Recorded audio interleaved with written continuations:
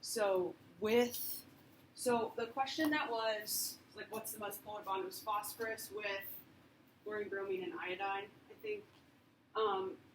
With that one, the most polar bond is the largest electronegativity difference. The reason that we went fluorine and iodine into do now was because fluorine is the most electronegative atom. And so to give us the biggest electronegativity difference with fluorine, we have to pick the one that's the least electronegative. That's going to give us the biggest difference. With phosphorus, right, phosphorus is over here. It's not very electronegative. It's in row 3. It's over a little bit. And so the one that's going to give us the biggest electronegativity difference with phosphorus is going to be the most electronegative atom. And so that's why for that one, we'll have PCl. That'll be the most polar bond. Usually, anything with fluorine besides itself is always polar. And usually anything with fluorine will be a very polar bond. Same with oxygen, because oxygen is the second most electronegative.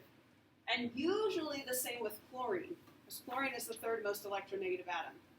So usually anything with fluorine, oxygen, chlorine will be polar. We'll keep looking at polar bonds because we look at polarity of molecules Thursday when we look at shapes. So we will continue to look at polarity of bonds because it's something that, without knowing, without being given the electronegativity values, something that can be a little bit tricky because it changes based on where you're looking on the periodic table. Okay, so what we're going to do is we're going to switch and start looking at Lewis structures. Before we get into Lewis structures, I do still have the answers for yesterday's practice up on the board. So if, when you guys are working, you need those, again, they are up here. But to switch to Lewis structures, so I looked at the questions from Ed Puzzle, and I just kind of I always have this question slide where I can try to answer questions that people had. So in terms of polarity of molecules, we talk about it when we do shapes. That's why there was very little regarding polarity of molecules. We will be doing shapes on Thursday. We'll start them on Thursday, and then we'll continue on Monday. So we will talk about whether a molecule is polar or not and how to tell when we do shapes Thursday. Lewis structures of polyatomic ions, so we're going to look at some of those today. So there's a question on what makes a Lewis structure of an ion different from a neutral compound. So we will look at that today. And then there were some questions on coordinate bonds. So a coordinate bond is just a covalent bond where the electrons come from the same atom. It doesn't look any different. To us, we can't even tell what a coordinate bond is versus a covalent bond where the electrons come from each atom. I'm not going to ask you to identify them, but it's just good to know that both electrons in a bond could come from the same atom. They might not be completely shared evenly, which is fine. But it doesn't look any different. It's the exact same thing. You just have different sharing of electrons. And then for symmetry of molecules, so we look at symmetry again when we look at shapes, because that's how we help to determine if something is polar or nonpolar. We're going to talk about the 6n+2 rule today. I hope. Hopefully, when I say 6n+2, you have an idea as to what that is. If not, I'll show you again today. I shared it with Shaw and Campero because it's one way to make multiple bonding easier. It's an easy way to tell if you need a double or a triple bond. And then sigma versus pi bonds. So in terms of the names of them, sigma bond is a single bond. Why it's called sigma, someone decided that they were going to name it sigma. Right? They always name things after Greek letters. So a sigma bond is a single bond, and then a multiple bond will then be pi bonds. We'll talk a little bit more about sigma and pi as we're looking at Lewis structures, but just remember that the first bond that you draw is always classified as a sigma bond. Anything after the first bond is a pi bond. The only types of questions I've ever seen are count how many sigma and how many pi bonds there are in this structure. That's the only time we really ever see sigma versus pi bonds. All right, so as we get into drawing Lewis structures, you have the steps for drawing Lewis structures in your notes. So on page, let's see, on page 8 was the actual typed notes, but I'm going to tell you that page 13 of your notes, it's this handwritten page. So she's been retired for a few years now, but the chemistry teacher who used to be next door, where Mr. Shaw is now, she actually hand wrote these notes, and I can't write them any better than what they already are, so I still use her notes. But this is the exact same thing that I have typed in your notes, but it has a little bit extra information. So as we go through drawing Lewis structures today, I'm going to be referencing this page. It's the exact same thing. It's the exact same steps as here, but she adds a little bit of extra information, like what happens if it's a cation, what happens if it's an anion. And then on page 14 on the back page, she went in and wrote about 6n plus 2 and sigma and pi bonds. And so this is a really good, and I don't know if Shaw handed this page out as well. I know he handed out her shapes notes, which you're going to get, well, it was part of the chapter 9 notes. So I'm going to be going through and kind of using this as we go through and we draw Lewis structures. So instead of reading through this entire thing, we're going to just jump in and we're going to do some practice. The biggest thing is down here, number 7. Any element that is in n equals 3 and below. So that's the third row and below.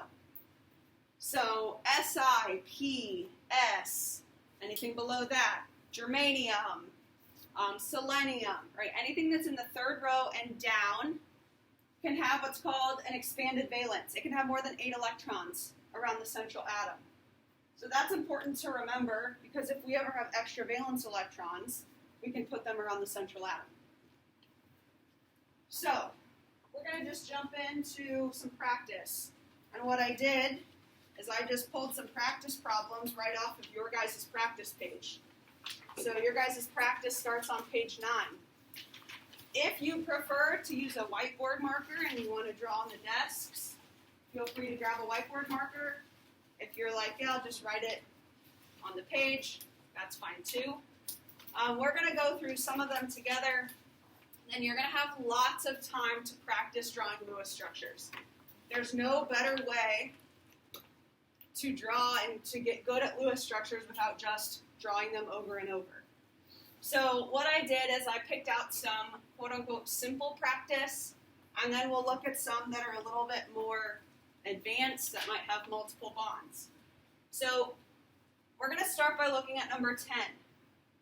All right, number 10 is ALH3. Now, if you look at it on practice, it says be careful with this one, because this is not covalent. This is not a covalent Lewis structure. I picked this one at the very beginning because then all the other ones will focus on drawing covalent Lewis structures. ALH3, aluminum is a metal. This is ionic. Right. When you have a metal and nonmetal, that's an ionic bond. Now, the reason that I picked this is because I want to show you what an ionic bond would look like. Because an ionic bond does not look the same as a covalent Lewis structure. Because ionic bonds, they don't share the electrons, they transfer them. So I'm going to start by drawing the Lewis structure, or I guess the Lewis dot diagram for just aluminum. So if you look on your periodic table, how many valence electrons does aluminum have? 3. Right? 1, 2, skip the middle, 3. So I'm going to draw 3 valence electrons, so 1 on each side around aluminum. And then there are 3 hydrogens. How many valence electrons does hydrogen have? 1. But I'm going to draw 3 hydrogens. So 1, 2, 3. In an ionic bond, the metal gives up its electrons. Metals become cations. So aluminum will give up its valence electrons to the hydrogens. Now, hydrogen is one where people look at it, they're like, wait, but isn't H plus? When hydrogen is with a metal, it carries a negative charge. The name of this is aluminum hydride. So when hydrogen is with a metal, it will become an anion. So here's what's going to happen.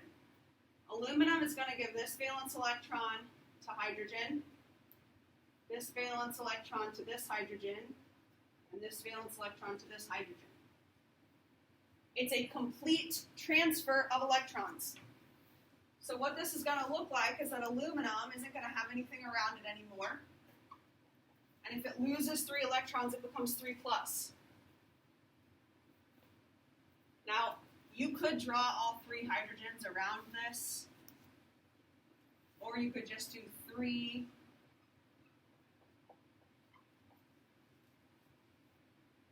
and then H minus, and hydrogen has 2 valence electrons. Hydrogen only needs 2 because it's such a small atom. Hydrogen and helium only ever need 2 electrons. This is what an ionic bond looks like. It's an attraction between a cation and an anion. So there's no sharing, there's no bonds. It's just an attraction. It's like 2 magnets coming together. So that's what ionic bonds will look like. I just wanted to make sure that I showed you that before we got into covalent Lewis structures. So ionic does look a little bit different. Okay, so now let's get into covalent. So we're going to go through the steps for drawing Lewis structures. So I'll put this right up here so we can go through and we can follow. So we already have the formula. If you weren't given a formula, then you could say, it might say hydrogen fluoride. So you write the formula. So we already have HF. The next thing we do is we count the valence electrons. So you'll notice on my answer keys, you'll see VE minus, and I'll add up the valence electrons. The first thing you want to always do is add up valence electrons before you draw anything. Hydrogen has how many valence? 1. Fluorine has how many valence? 7. If you don't have the valence electrons labeled on your periodic table and you need to, then do that. It goes 1. Here, I'll show you on this blue periodic table. All right, valence electrons. Group 1 has 1. Group 2 has 2. You skip the transition metals. Group 3A, or group 13 on your periodic table, has 3. Carbon's family has 4. Nitrogen's family 5. Oxygen's family 6. The halogens have 7. The noble gases have 8. So you work 1 through 8. All right, so valence electrons. There are 8 of them. After we count up valence electrons, this isn't an ion, so we don't have to worry about adding or taking electrons away. We just make the structure. Now, we don't have a central atom here. We just have the two atoms will be bonded together. Then, add a single bond to start. All right, so that bond represents 2 electrons. So I've drawn 2 electrons so far. I have to put 8 electrons in this structure, no more, no less. So the bond represents 2. Remember that every atom needs to satisfy the octet rule. It needs 8 electrons around it, with the exception of hydrogen, helium, boron only needs 6. And then if you have an expanded valence, but just worry about 8. So hydrogen already has 2, because the bond goes to both. So hydrogen has 2. Hydrogen's good.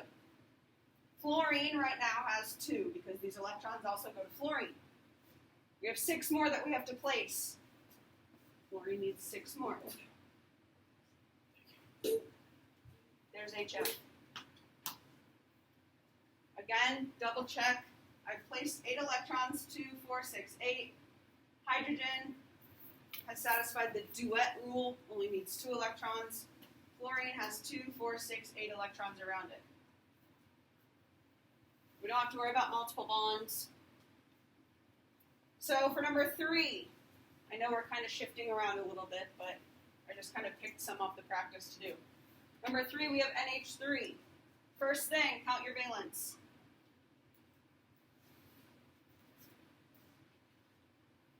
How many valence does nitrogen have? 5. And there are 3 hydrogens. We said hydrogen has 1. So 5 plus 3. 8 valence electrons again. You have to place 8 electrons, no more, no less. Now when it comes to drawing the structure, typically if you have 1 atom, that's your central. Some things to remember. Hydrogen can never be a central atom. Most halogens will never be central. There are a few exceptions. You know, if you have ClF5, Cl has to be the central. But typically halogens never want to be central either. So I'll put N in the middle, put 3 H's around it, connect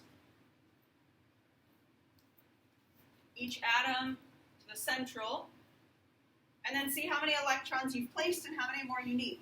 So remember, hydrogen only ever forms 1 bond. So hydrogen's good. Nitrogen has 2, 4, 6 around it. Nitrogen needs 2 more.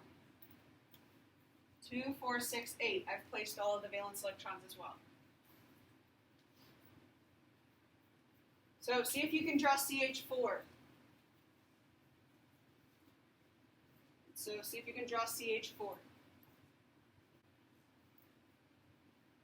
again, you should just have 8 valence electrons you're placing. So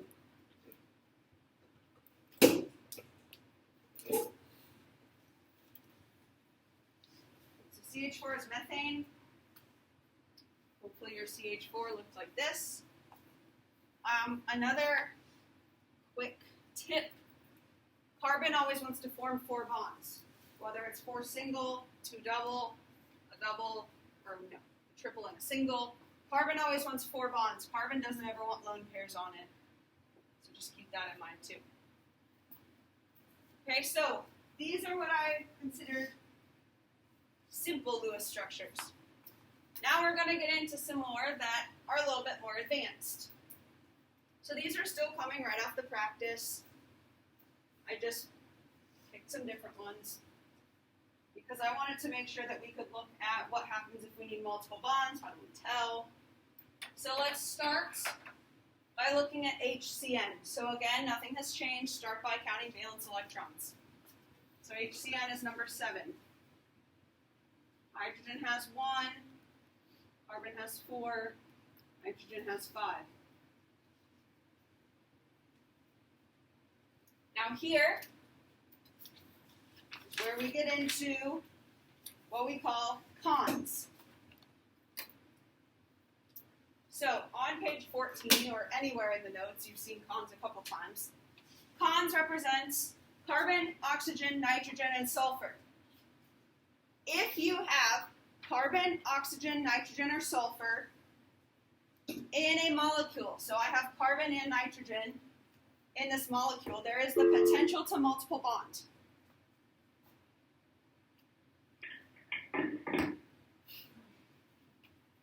Right, so because I have carbon and nitrogen, you have to have more than one of them. You could have 2 carbons or 2 nitrogens, but you have to have more than one for cons to work. So if you have cons, you have the potential to multiple bond.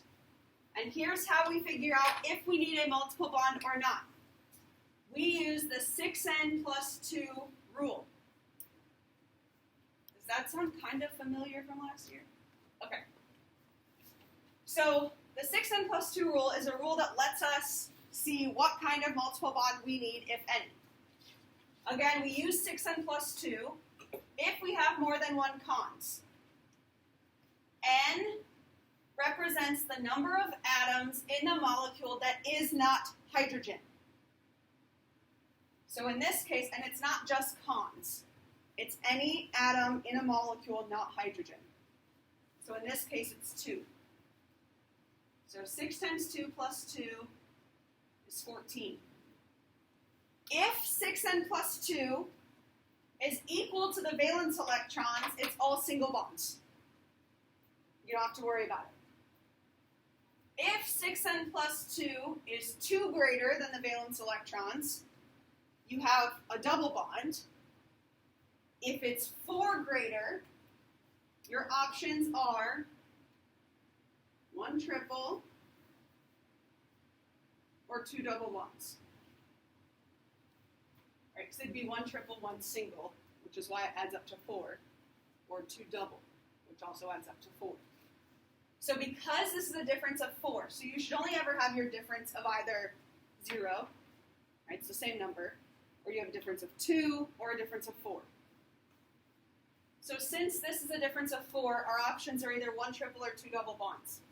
So let's write out the structure. So we have H, C, N. Our central atom is always the least electronegative. That's why C is in the middle and not N. Usually it's also how it's written that tells you how everything is connected. So now our options are either 1 triple and a single, or 2 double bonds. I know that it's 1 triple because hydrogen cannot form multiple bonds. Hydrogen can only form 1 bond ever. So if this has to be a single bond, I can't put 2 double bonds in here. So this has to be a triple bond. So instead of guessing and checking, the 6n plus 2 helps you see if you need multiple bonds or not.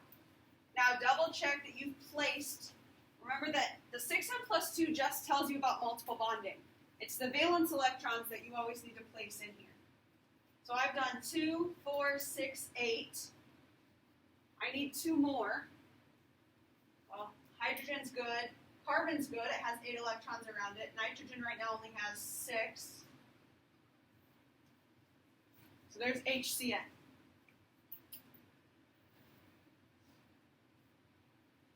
Okay, so if we look at CO, again, count valence electrons first.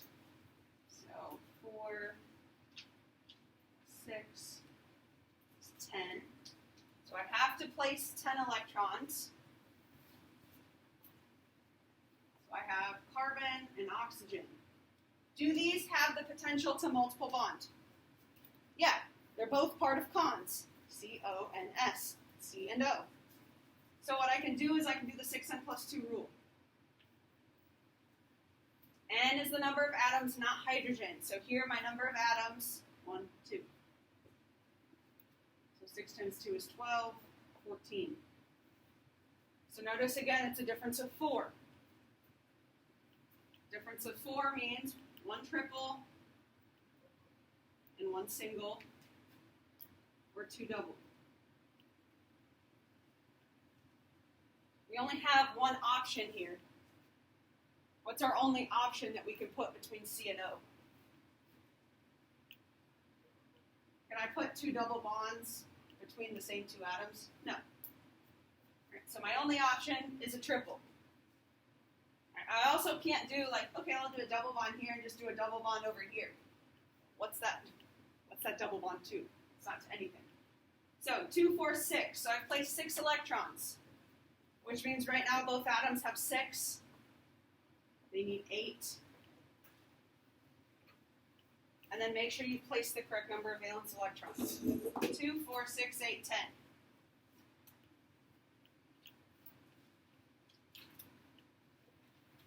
Okay, so let's look at SO4. This is a polyatomic ion. So we'll look at how that affects it. So valence electrons.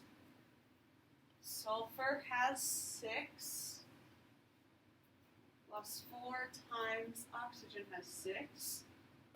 Now 2 minus. If it's a polyatomic, don't forget to take that charge into account. 2 minus means you've added 2 electrons. We've added two negatives. So what is that? 24, 30, 32.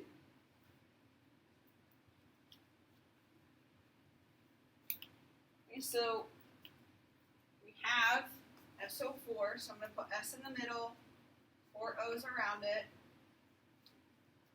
Does S and O have the potential to multiple bond?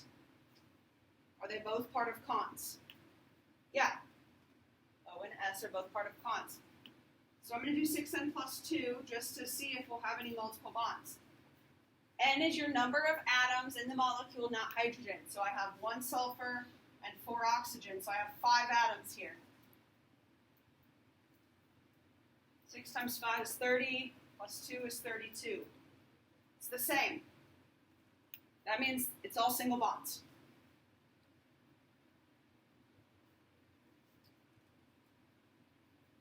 So when 6N plus 2 and the valence is the same, it's all single.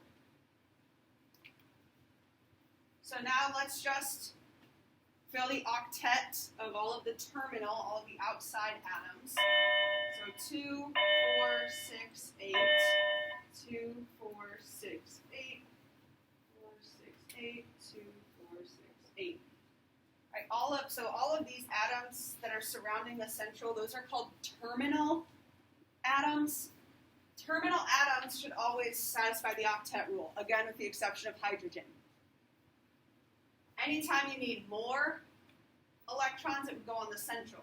Let's double check. So I have 8, 8, 8, and 8. That's 32. So there's SO4. But because it's a polyatomic ion, whenever you have an ion, you put it in brackets with the charge on the outside. There's a free response question a couple years ago that they had to draw the Lewis structure for a polyatomic. And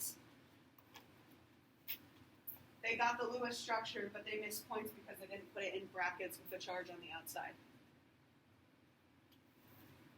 Okay, so let's look at ClO3 minus. I'm going to do it over here just so I have some more space. So for ClO3 minus, let's check valence electrons. Right, so this is number 24. Chlorine has 7. Each oxygen has 6. And then it's minus, so it's minus 1. Which means you're adding an electron.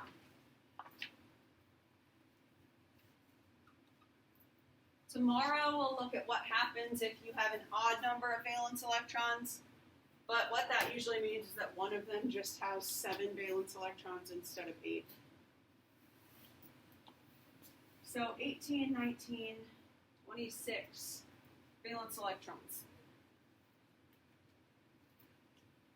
See, this is the case where I have 1 chlorine. Because chlorine is actually less electronegative than oxygen, chlorine is the central atom. And then I'll put 3 oxygens around it. Now, does chlorine and oxygen have the potential to multiple bond? Is Cl part of cons? No. Right, so, yes, there are multiple oxygens, but that's why looking at the structure, if chlorine is central, you're only going to have oxygen and chlorine bonding together. Chlorine cannot multiple bond, so we're just going to have single bonds. So satisfy the octet rule for all the terminal atoms. So 2, 4, 6, 8, 2, 4, 6, 8, 2, 4, 6, 8. Okay, so I've placed 8, 16, 24 electrons so far.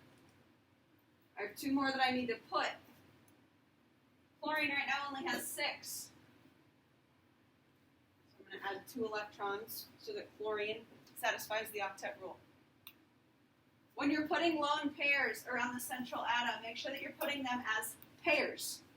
Don't do one on one side, one on the other. It has to go as a pair. And now I'm not done yet because it's ClO3 minus. So it needs to go in brackets with the minus. So see if you can do C2H2. See if you can do C2H2. Now the way that this is written isn't quite how it's drawn. You want to draw it as symmetric as possible. So you'll actually have HCCH. This is an organic molecule, just C's and H's. So here's your structure, but go through, count the valence electrons, see if it can multiple bond, and then add in the bonds, make sure everything satisfies the octet rule. So for 6n plus 2, this carbon can multiple bond with another carbon. The N is 2. You have 2 carbon atoms. All right, so since you have 2 carbon atoms, 6 times 2 is 12, plus 2 is 14. So then you can compare that. Okay, so when we look at C2H2, because there is a difference of 4, we have the option of 1 triple bond or 2 double bonds. Now if we think about this, hydrogen can only ever make 1 bond, which means the only option that we're left with for the 2 carbons is to triple bond. So then double check your valence. That's how many electrons you should place. 2, 4, 6, 8, 10. Now I do want to look at something with C2H2. I want to look at the sigma versus pi bonds, because this is where you might have to draw a Lewis structure and then identify sigma and pi bonds.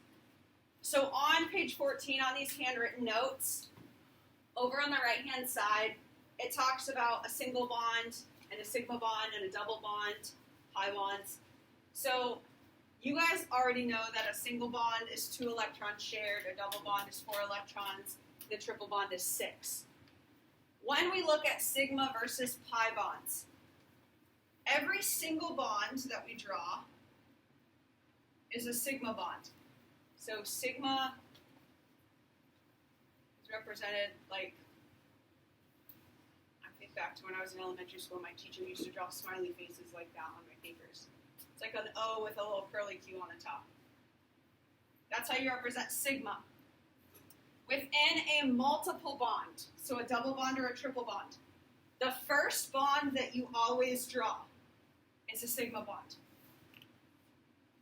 So the first one that you always draw is a sigma bond, the rest of them are pi. So in a double bond, you have 1 sigma and 1 pi bond. In a triple bond, you have 1 sigma and 2 pi bonds. Now, we're not going to get into the molecular orbital theory of how sigma bonds and pi bonds work and what the overlap looks like. That's more of an organic and even maybe a junior level, like in college, an inorganic chemistry topic. We don't have to worry about it. You just need to know that the first bond you always draw is sigma. If you have to draw more for a multiple bond, the rest of them are pi. All you have to do is identify how many sigma bonds, how many pi bonds. So then if we look at number 20, and it looked like people were working ahead. So for 20, we had SF6. So when we look at valence electrons, we have 6 times 7, it's that 48 valence electrons. So sulfur is the lone atom, so it's going to be in the center. And I'm going to surround it with the 6 fluorines. So I'm going to surround it with 6 fluorines.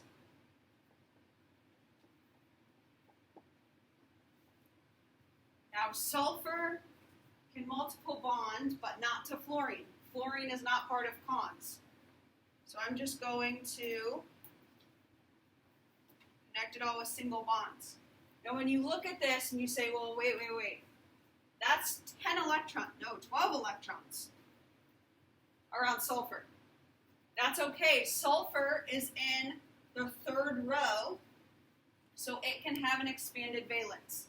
Starting in n equals 3, you have the 3d sublevel. That expands the electron cloud, and that allows for an expanded valence of anything in row 3 or below on the periodic table. So now I'm going to fill the octets for fluorine. Don't forget lone pairs. I know it's a pain to draw all of the lone pairs, but don't forget them. That's a way that you could potentially miss points on drawing a Lewis structure. So now 1, 2, 3, 4, 5, 6 times 8, there's 48 electrons. So that's what SF6 looks like. That's considered an expanded valence or an expanded octet. Okay, so what I'm going to give you guys time to do now is to work on this practice. So the front page of this practice is just drawing Lewis structures. We've gone through not quite half of them together. You can move around, you can work with a partner, you can work with a small group on the rest of this practice. There are 3 questions on the back, so it's page 10 of the notes, that are actually sample AP style questions related to Lewis structures. One of them was actually on the test 3 years ago, I think. And so work through the front, you're just drawing. The back, you'll notice that you might be drawing or you might be talking about, like, yes, I agree, or I disagree. So the answer key is linked here. I also have it posted up on the board. So you're going to have essentially a whole period just to work. And then for tomorrow, you'll watch the next video on formal charge and resonance.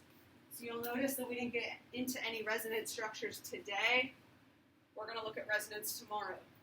So resonance structures are when you could potentially have more than one Lewis structure. So we'll do a little more practice with Lewis structures tomorrow.